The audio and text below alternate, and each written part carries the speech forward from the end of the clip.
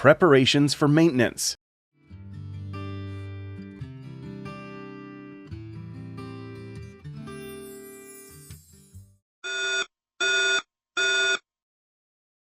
(3013) alarm.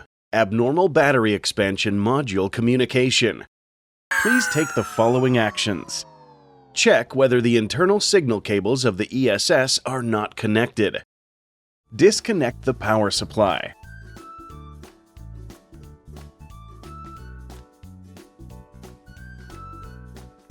Here's the problem. The internal signal cable is not connected. That's what you should do. Ensure that all internal signal cables are connected. Attach the waterproof rubber plug. Tighten the locking cap.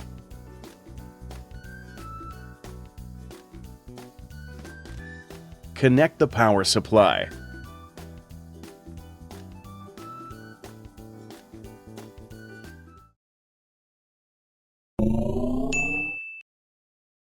Good job! Well done!